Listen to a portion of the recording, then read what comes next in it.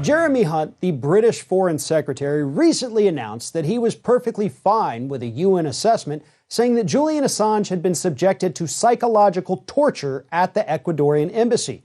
And of course, this came after the U.S. issued superseding indictments against Assange, charging him with espionage. Joining me now to talk about these latest developments in the Assange case is RT correspondent Michelle Greenstein. Michelle, start by telling us about these superseding indictments against Assange and what exactly is the U.S. charging him with? Will do. It's good to be with you. The superseding indictment adds 17 new charges under the Espionage Act. Each of these is punishable by up to 10 years in prison.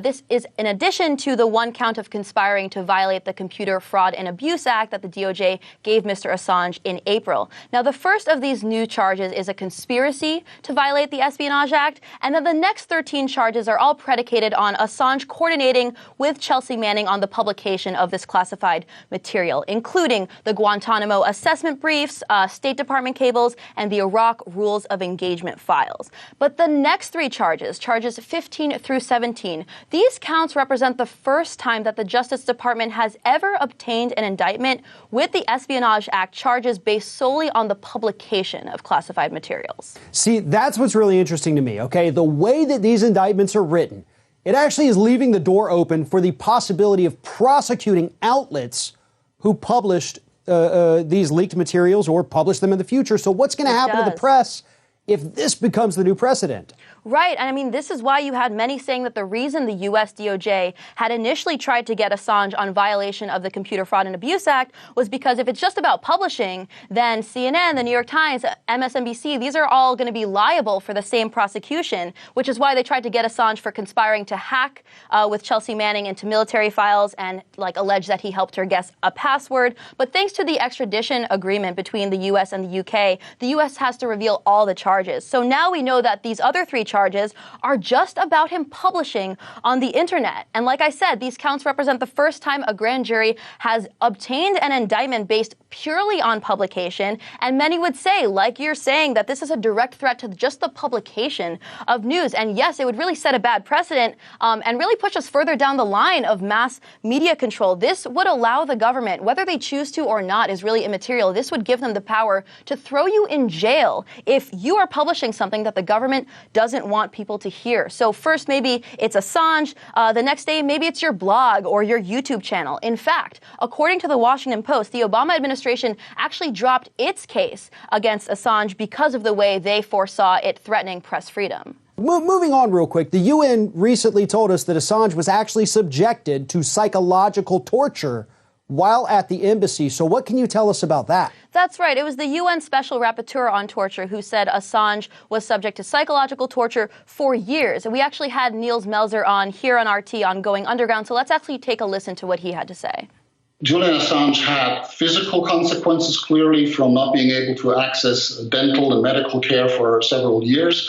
But these physical consequences have been addressed. The much more serious aspect is how he has been mentally and emotionally affected by the extremely hostile and increasingly arbitrary environment he has been exposed to for several years. So here he really showed all the symptoms that are typical for a person that has been exposed to prolonged psychological torture. You know, there seems to be a lot of people in this country, both the left and the right, who can't seem to separate their personal feelings about Assange from the actual charges against him and the impact that it's going to have on media. So why do you think that is? Why are there so many people out there who were rejoicing when Assange was charged by the U.S. instead of saying, oh, my God, this is a huge problem for the First Amendment? You know, a lot of the people I think you're talking about are either members of the corporate press or they've had their feelings on Assange influenced by the corporate press. You got to remember, the corporate press, they have skin in the game when it comes to Julian Assange and how they're going to represent him.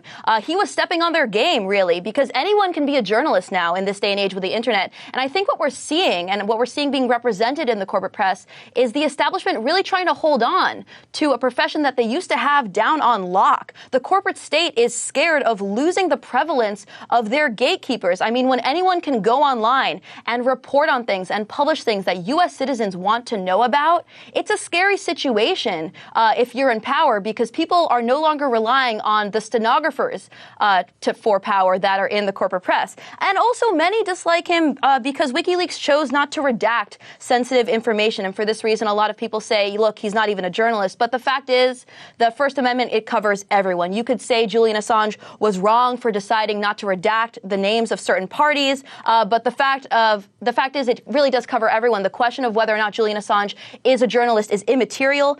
This is a moral distinction when it comes to the redaction of sensitive information. It's not a legal one. So the fact that WikiLeaks published the unredacted archive of U.S. State Department cables is contentious, for sure, but we have to separate our views on Assange's morals from the legal precedent that this will set.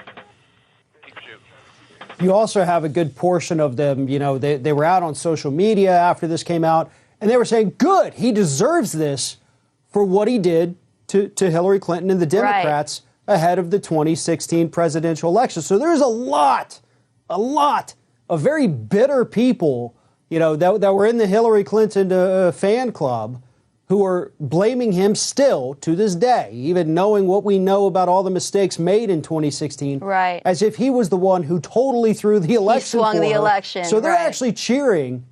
Yeah, they cheered this, even though it's not even related to that, but they still wanted to get a couple shots in. But now something a little different's happening.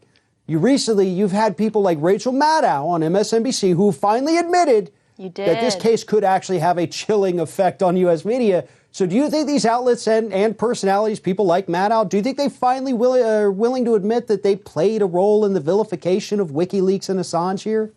Well, let's not forget that the liberal corporate press cheered for Assange, right? Until he went after Clinton. Like you're saying, they were cheering for him when he went after the Bush administration. And they went from that to cheering his arrest because he went after Clinton, because WikiLeaks showed that the DNC favored Hillary Clinton over Bernie Sanders. The Podesta emails showed Clinton's paid speeches to the big banks. So the media reaction, I mean, it's so partisan, it's obvious. The same thing is happening now. I mean, it's just the latest chapter of the liberal media doing this because Rachel Maddow on MSNBC is, you could really say she's just using this as anti-Trump fodder. To your second question, do I think these personalities are finally willing to admit they played a role in the vilification of Assange?